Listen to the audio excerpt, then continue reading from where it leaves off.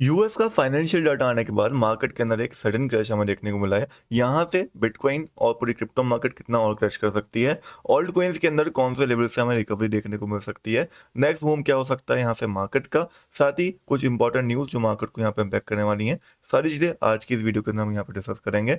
बहुत ज़्यादा important video, last तक देखते रहना। बिना टाइम वेस्ट करें वीडियो को स्टार्ट करते हैं। तो वीडियो को स्टार्ट करें कुछ इंपॉर्टेंट न्यूज़ के साथ। तो जिस वजह से हमें क्रैश देखने को मिला है उस न्यूज़ के बारे में बात कर लेते हैं। तो बेसिकली कल हमें कुछ फाइनेंशियल डाटा देखने को मिला है यूएस का, जहां पे ये बताया जा रहा था कि चांसेस आर हाई कि इन्फ्लेशन हमें राइज होती हुई दिख सकती है यूएस के अंदर। अब इन्फ्लेशन अगर यूएस के अंदर बढ़ती है तो उसका डायरेक्टली इंपैक्ट यूएस की मार्केट के ऊपर पड़ता है नेगेटिव, एंड वही इंपैक्ट फिर हमें क्रिप्टो मार्केट के ऊपर भी देखने को मिलता है। डेट वाई कल हमें एक सडन क्रैश बिटकॉइन के अंदर देखने को मिलेगा। नाउ अगर आप मेरी वीडियो देखते हो तो आपको याद होगा कुछ दिन पहले जब मैंने लगभग 10 दिन पहले ये वीडियो बनाई थी, कुछ इस टाइप का मूवमेंट हमें देखने को मिल सकता है। मैंने आपको बताया था हो चुका कि है। ऊपर अब तक हम प्राइस दोबारा जाएगा, फिर यहाँ से डायरेक्शन लेके नीचे सकता है। अगर मैं देखता हूँ उस समय पर बिटकॉइन को, तो ऑल ओवर वही मूवमेंट दिया है। असेंडिंग ट्रायंगल को ब्रेकआउट करके ऊपर गया, डायरेक्शन लेके फिर नीचे यहाँ पे आ चुका है। अब यहाँ से किस तरीके से नेक मूवमेंट हो सकता है उसको मैं समझाने की कोशिश करता हूँ। तो देख सकते हो आप फोरा चार्ट के अकॉर्डिंग 50 मूविंग एवरेज और जो 200 मूविंग एवरेज है हमारा, उन दोनों के नीचे प्राइस ट्रेड कर रहा है, जहाँ से अभी प्राइस ऑल ओवर एक बेयरिश ट्रेंड के अंदर आ चुका है शॉर्ट टर्म में। अब यहाँ पे जो ये कैंडल्स बनी है ये कहीं ना कहीं बेयरिश है, जिसकी वजह से चांसेस क्रिएट होते हैं कि यहाँ से हमें फॉल देखने को मिल जाए। बट फॉल आता है तो बिटकॉइन से ज़्यादा हमें ऑल्ट कॉइन्स के अंदर देखने को मिलेगा। ऐसा मैं क्यों बोल रहा हूँ, क्योंकि इस समय पे अगर आप बिटकॉइन डोमिनेंस को देखते हो तो वो काफ़ी बुलिश है, जिस वजह से बिटकॉइन के अंदर शायद उतना क्रैश नहीं आए, लेकिन ऑल्ट कॉइन्स के अंदर डबल क्रैश हमें देखने को मिल जाए। तो अगर शॉर्ट करना हो इस समय पे तो कुछ पार्टिकुलर ऑल्ट कॉइन्स को टारगेट करके शॉर्ट करा जा सकता है। कौन से ऑल्ट कॉइन्स को करा जा सकता है वो अभी मैं आपको वीडियो के अंदर आगे बताऊंगा। फिलहाल बात करें दूसरे चार्ट के बारे में, जो कि बिटकॉइन का डेली चार्ट है। यहाँ पे आप सिंपली देख सकते हो ऑल ओवर सेम वही चीज हुई, ट्रेंड लाइन को ब्रेकआउट करा, बट फेकआउट के अंदर कन्वर्ट हो गया। एंड बार बार पिछली कुछ वीडियोस के अंदर अगर आप देखोगे 5-6 दिन से यही चीज मैं आपको बोलता आ रहा हूँ कि जब तक $90,000 के ऊपर एक डेली कैंडल क्लोजिंग नहीं होती है तब तक हम पूरे तरीके से बुलिश नहीं हो सकते। तब तक यहाँ पे चांसेस क्रिएट नहीं होंगे कि एक रियल पंप हमें देखने को मिले या फिर मार्केट का ट्रेंड पूरे तरीके से चेंज हो जाए। तो और अभी भी मैं सेम चीज बोलूंगा जो बार बार बताता हुआ आपको आ रहा हूँ कि जब तक $90,000 के ऊपर डेली कैंडल क्लोजिंग नहीं हो तब तक लॉन्ग ट्रेड लेना काफी ज्यादा रिस्की हो सकता है, क्योंकि तब तक हमें कैश के चांसेस पूरे पूरे देखने को मिलेंगे। नाउ बात करें बिटकॉइन के वीकली चार्ट के बारे में, तो यहाँ पे जिस लेवल से हमें सपोर्ट लेता हुआ देखा था, अभी तक वही लेवल यहाँ पे कायम है। अच्छी चीज ये है कि वीकली कैंडल अभी भी अगर आप देखोगे तो यहाँ पे कोई भी बियरिश क्लोज नहीं हुई है। उम्मीद यही करूंगा कि ये कैंडल जो बन रही है ये भी बियरिश क्लोज ना हो। जब तक यहाँ पे ग्रीन बुलिश कैंडल्स बनती रहेंगी तब तक चांसेस क्रिएट होते रहेंगे कि यहाँ से एक रियल पंप हमें देखने को मिल जाए। अब बात करें इथेरियम के बारे में, तो इथेरियम भी अपने बॉटम के आसपास ट्रेड कर रहा है, एंड मेरा पर्सनली मानना है इथेरियम के अंदर जब रिकवरी आएगी तो रिकवरी बड़ी देखने को मिलेगी। अब ऐसा मैं इसलिए बोल रहा हूँ क्योंकि 2020 के अंदर इथेरियम इसी लेवल के आसपास क्रैश करा था, जहां पे आप देख सकते हो इथेरियम डोमिनेंस जो था ग्रिड के 7.13% के आसपास आ गया था।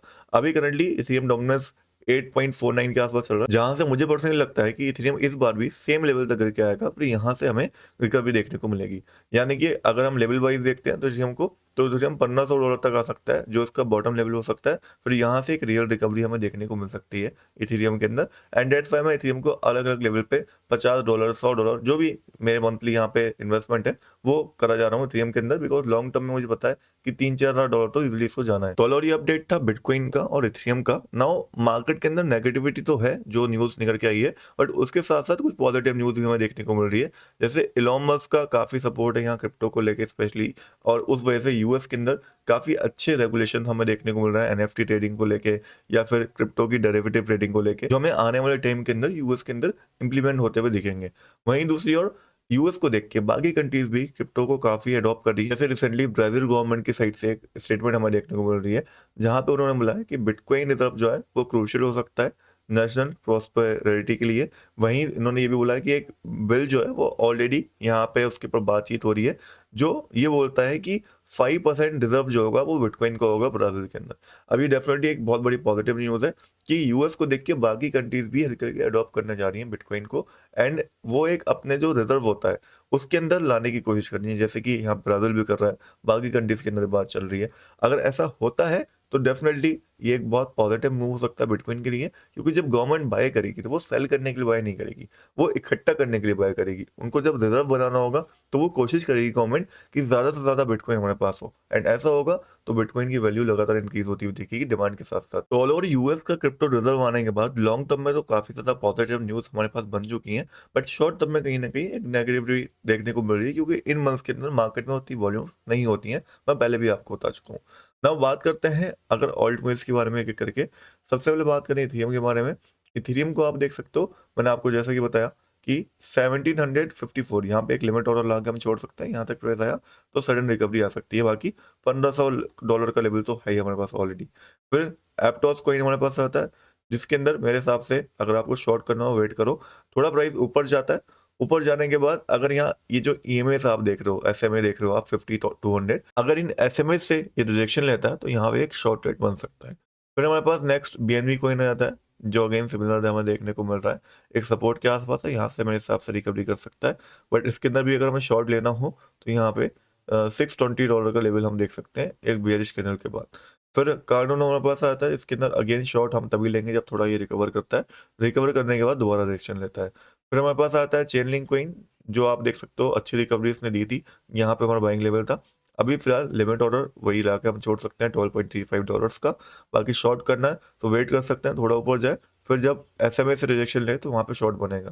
सेम है डॉट कॉइन का भी। डॉट कॉइन के अंदर ऑलरेडी काफ़ी फॉल आ चुका है, इसके अंदर एक लिमिट ऑर्डर ला के मैंने छोड़ा हुआ है $3.82 का। फिर उसके बाद सिमिलर एक्सआरपी के अंदर अपडेट है, इसके अंदर भी लिमिट ऑर्डर ला के छोड़ा हुआ है $2 का। बाकी शॉर्ट करना है तो वही अपडेट रहेगा कि थोड़ा रिकवरी करने दो, फिर जब एसएमए से रिजेक्शन आएगा वहाँ शॉर्ट बनेगा। देन वी हैव सुई कॉइन, जो अगेन $2 का एक अच्छा एरिया है इसके लिए भी बाइंग करने के लिए।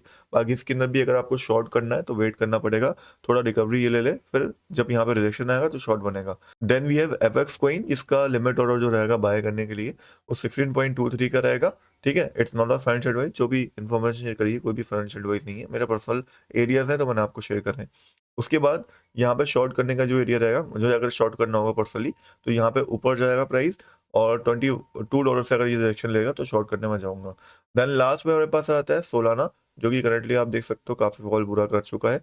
इसके अंदर $112 का लेवल रहेगा जहाँ लिमिट ऑर्डर रहेगा मेरा बाइंग का। अदरवाइज मुझे शॉर्ट करना होगा तो $135 से शॉर्ट करने का मैं देखूंगा अगर रिजेक्शन लेता है ऊपर जाके प्राइस। तो ऑलरेडी सारा अपडेट था आज के लिए। बाकी आप में से काफ़ी लोग सवाल आ रहे थे कि बिट फंडेड बेसिकली क्या है, क्योंकि मैंने टेलीग्राम के ऊपर आप लोगों के साथ शेयर करा था। तो बिट फंडेड बेसिकली एक प्लेटफॉर्म है, जिन लोगों को नहीं पता, प्लेटफॉर्म बेसिकली क्या करते हैं, मान लो आपके पास $100 है, आपके पास $1000 है, आपको ट्रेड करना है। अब $100 से $1,00,000 तो नहीं बना सकते आप, या रोज के $100 का प्रॉफिट, $50 का प्रॉफिट नहीं बना सकते। तो ये लोग क्या करते हैं, आपको सिंपल $100 में या फिर $99 में, जितने भी अमाउंट होगा उतने डॉलर्स का आपको ये एक अकाउंट देते हैं। मान लो एग्जाम्पल के लिए $100 में आपको यहाँ पे मिलता है $10,000 का अकाउंट। अब $10,000 के अकाउंट से आप जो भी प्रॉफिट करोगे उसको आप विड्रॉल कर सकते हैं। बट यहाँ पे कुछ रूल्स होते हैं जिनको फॉलो करके आप प्रॉफिट करोगे तो ही आप विड्रॉल कर पाओगे, यानी कि आपको चैलेंज को पास करना पड़ेगा। जैसे एग्जाम्पल के तौर पे आप यहाँ पे देख सकते हो, यहाँ पे जो प्रॉफिट टारगेट होते हैं वो 8% होते हैं, ठीक है, स्टेज 1 में। एंड मैक्स डेली लॉस जो आप कर सकते हो 5% कर सकते हो अपने टोटल कैपिटल का। एंड मैक्स लॉस जो आप कर सकते हो पूरे मंथ में वो 10% यहाँ पे कर सकते हो अपने कैपिटल का, ठीक है। फिर मिनिमम ट्रेडिंग डेज 5 दिन आपको ट्रेड करना पड़ेगा मिनिमम। फिर ट्रेडिंग पीरियड जो होगा वो अनलिमिटेड यहाँ पे। मैक्स लिवरेज जो आप ले सकते हो 1:5 की यहाँ पे ले सकते हो। बाकी यहाँ पे आप देख सकते हो अलग अलग टाइप के अकाउंट है। ये बेसिक अकाउंट है जहाँ पे $79 में $5,000 का अकाउंट आपको मिलता है। देन ये दूसरा अकाउंट है जहाँ पे आपको $100 में ऑलमोस्ट $10,000 का अकाउंट मिलता है। वहाँ पे भी ये रूल्स आपको सिमिलर देखने को मिलेंगे। इन रूल्स को फॉलो करते हुए आपको प्रॉफिट बनाना होगा, आपको जो अकाउंट मिलेगा अगर आप बना पाते हो तो आप अच्छा पैसे यहाँ पर कमा पाओगे। किस तरीके से चैलेंज होंगे, कैसे इसको पास करना होगा, इसके ऊपर पूरी एक वीडियो में अलग से बनाऊंगा। मैं खुद एक अकाउंट यहाँ पे बाय करने वाला हूँ जिससे मैं ये ट्रेडिंग चैनल स्टार्ट करूंगा। अगर आप मेरे साथ ट्रेडिंग चैनल का पार्ट बनना चाहते हो, आप भी चैलेंज ये करना चाहते हो मेरे साथ, तो आपको सिंपल कुछ नहीं करना, डिस्क्रिप्शन में एक लिंक मैंने रखा है, उस लिंक के ऊपर क्लिक करना है, जाके एक अकाउंट चाहो तो $79 का बाय कर लो, $100 का बाय कर लो, एक $99 का, एक $79 का। लेकिन हाँ ध्यान रखना $2-3 की फीस भी कटती है। जैसे अगर आप $79 वाला अकाउंट बाय करो तो आपके अकाउंट में $75 या $80 होना चाहिए, क्योंकि वहाँ पे $1-2 की फीस भी कटेगी, ठीक है। या फिर आप $100 का अकाउंट अगर आप बाय कर रहे हो तो आपके जिस वॉलेट से आप ट्रांसफर कर रहे हो वहां पे उस वॉलेट के अंदर एटलीस्ट $105 $106 होने चाहिए, ताकि $2-3 की जो फीस कट रही है वो कट जाए, वरना आपकी जो ट्रांजेक्शन होगी वो यहाँ पे फेल हो जाएगी एंड आप बाय नहीं कर पाओगे, वो फिर रिफंड हो जाएंगे आपके अकाउंट। फिलहाल के लिए इस अकाउंट को बाय करके रख लो क्योंकि ऑफर चल रहा है, फिर इसके प्राइसेस बढ़ जाएंगे। इस तरीके से आपको ट्रेड करना होगा, स्टेप बाय स्टेप गाइड जो होगी वो आने वाली वीडियोस के अंदर आपको मिलने वाली है। अगर आप मेरे साथ लाइव ट्रेड करना चाहते हो तो लिंक डिस्क्रिप्शन बॉक्स के अंदर दे दिया है, जाके बाय कर लो। कुछ लिमिटेड टाइम ऑफर है, जितने लोग भी बाय करेंगे दिए गए लिंक से उन सारे लोगों को अपने साथ में मैं लाइव ट्रेड करवाने वाला हूँ, क्योंकि मैं पर्सनली भी एक अकाउंट इनमें से बाय कर रहा हूँ, मैं पर्सनली भी एक चैलेंज इसके अंदर लेने वाला हूँ। बाकी कितने डॉलर का अकाउंट बाय करना है वो आपके रिस्क के ऊपर डिपेंड करता है। अगर आप $99 खर्च करने के लिए तैयार हो, आपके लिए एक एक्स्ट्रा अमाउंट है, तो आप बाय कर सकते हो, क्योंकि अगर आप पास भी नहीं कर पाए तो बहुत कुछ यहाँ से सीख सकते हो। यहाँ पे टोटल रिस्क मैनेजमेंट को फॉलो करके ही आपको ट्रेड करना होगा, जैसे एक ट्रेडर ट्रेड करता है उसी टाइप से आपको प्रॉफिट बनाना होगा।